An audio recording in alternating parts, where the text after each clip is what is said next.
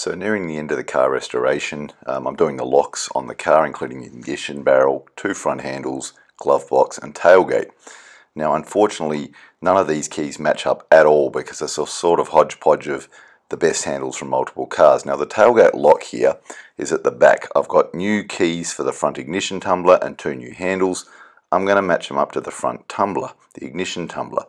Now to remove that piece there's 4 bolts at the back. That requires the stripping down of all the trim and removal of the wiper motor, annoyingly, because I want to rekey this to match the other locks, which is possible. So you can see all the new parts I've got. 0759 I'll presume is the left side because the 7 suggests it's an odd number on the left.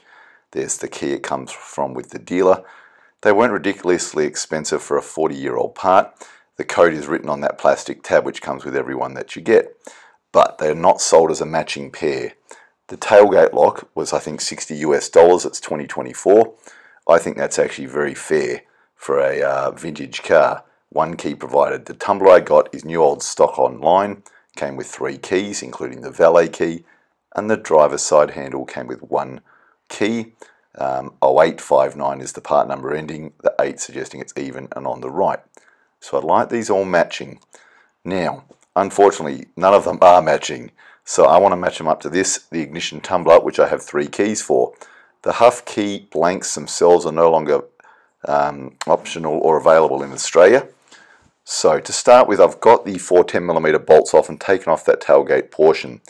To get the lock off is actually very easy then. It's only 2 Phillips screws.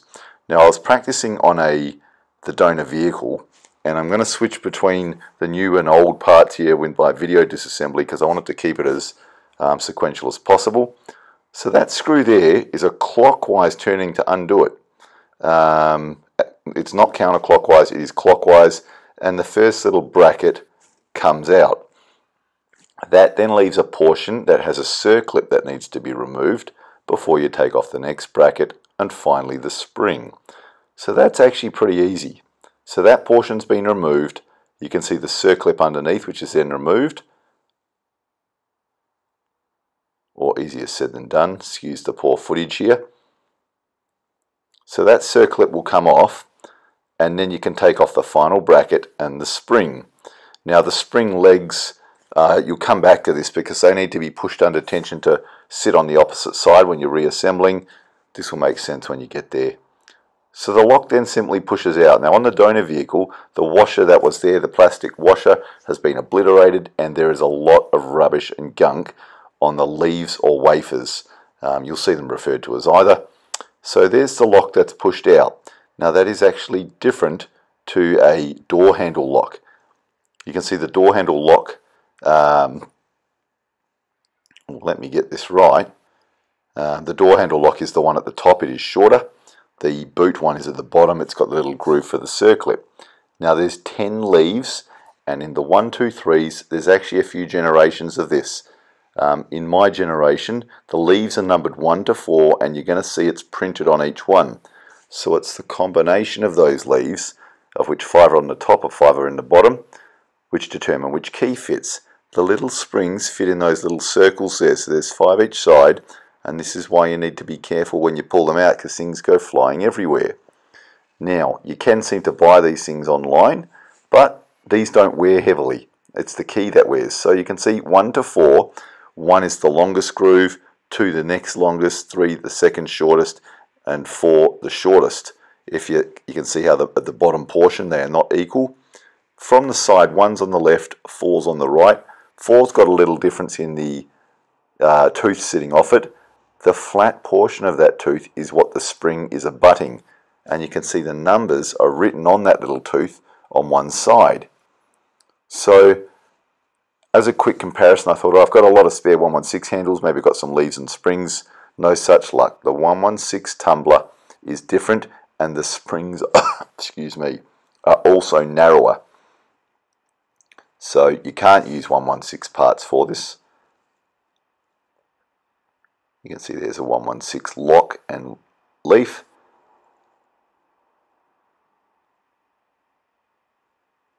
And we're going to compare a 123 leaf. Now if you have the key in the tumbler, the leaves can't fall out because they sit in that groove.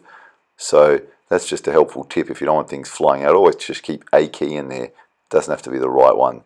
So here's our new tumbler. Now, for the boot, I'm going to disassemble this thing and start to play with the leaves so that it matches the ignition tumbler. So the disassembly is just as we described. Now I've taken the central bit off. In this case I'm being a bit of a wally and getting the circlip off before the first portion is out. It gets a lot easier doing it the correct way, which I am not doing there. So clockwise turn to undo it.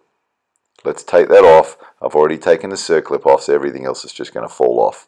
The circlip's inside the next washer, which has the teeth to maintain the spring on it. So the beauty of this lock coming out just slides out. It's got an intact plastic washer. I'm being careful with the leaves, so I'm going to put the key in there so they don't come springing out. So when the key is correctly mechanically programmed, for want of a better phrase, all those leaves sit flush. That is the, excuse the pun, the key to this process. They have to be flush. If they're too high or too low, it means you do not have the correct combination of wafers. Now, I'm going to use the barrel from the donor, or sorry, the wafers from the donor and this one, the new one, to set them to match the tumbler. Now, I can't disassemble the ignition tumbler. There's probably a way. I'm not clever enough, or game, because that was not available new, so anyone you find is on eBay at expense. So let's reprogram the tailgate tumbler. So I'm going to pull this out, and then I'm going to pull out all the leaves, and what we're going to do is gradually replace them with the correct one. So if I put in the key that I want to match, it will then show me how these wafers sit. Some will sit perfectly, some will sit tall, some will sit low. And I'm therefore going to change the wafers so they actually sit flush. Now you can see here that, for example, some of them sit high and some of them sit low. So knowing, for example, from memory, I think it was the lower number, i.e. 1 is going to sit the tallest. No, I've got that around the wrong way. You're going to figure it out anyway via trial and error which way you go. So for example, back the key out a bit, I'm going to take out the first wafer which wasn't sitting. Now that's wafer number 1. So I must want this to be taller. The thing's too recessed, so I might go to a 2 or even jump the gun to a 3. So let's have a look what I put in here. For example, I'm going to put in a 2. So if I put a 2 in there, the springs haven't come out because I've been kind to it, not shaking it around. The 2 is now looking better. You can see in slot number 2 though, it's too low on the circular hole spring side. So I need a taller wafer, which probably means I need to go down. So what have we got here?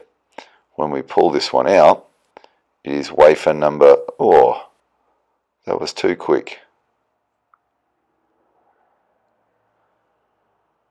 So I've got the wafers from the spare lock, so I'm putting in a 4 to have it sink lower. I've gone right to the end of the line. Maybe the other one was a 3. Now that doesn't look right. So via trial and error, all you're trying to do is get these leaves flush. So we're looking better now on the right side, but there's still a few you can see that are sitting high, including that third one from the end.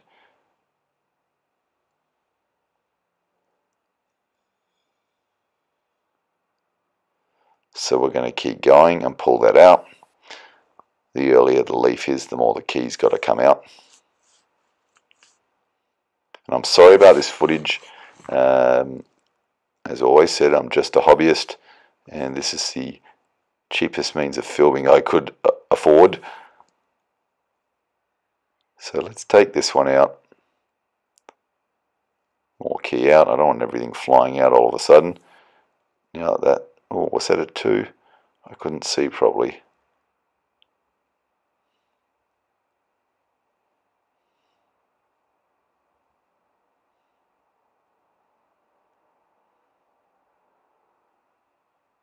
So we're getting better. It looks like perhaps one of the first, is it the first or second one is now, the top is too high, the bottom is too low. So it's time to take that one out and swap it. Now it also should be remembered there's actually at least 2 types of key for the 123.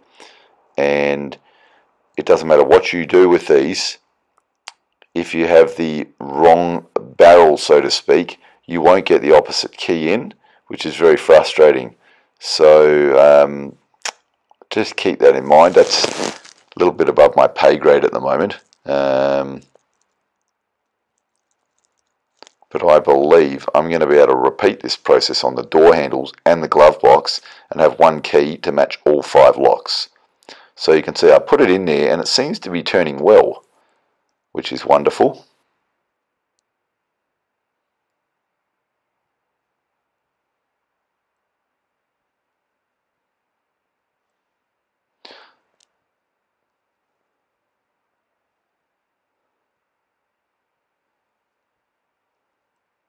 So the first one looks still a tad high, I reckon.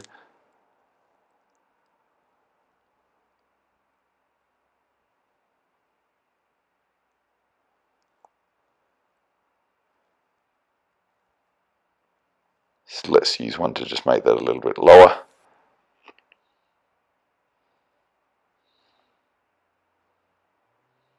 Now these barrels are lightly greased. They're not flooded.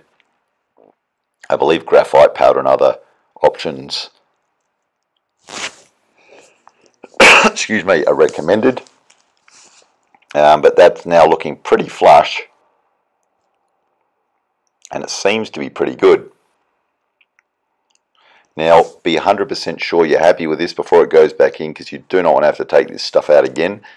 Now, in this particular case, actually, I thought I was home and hosed. I put it in there and then realised it wasn't right. So I've had to pull it all out again and do it again. That may be slightly sad.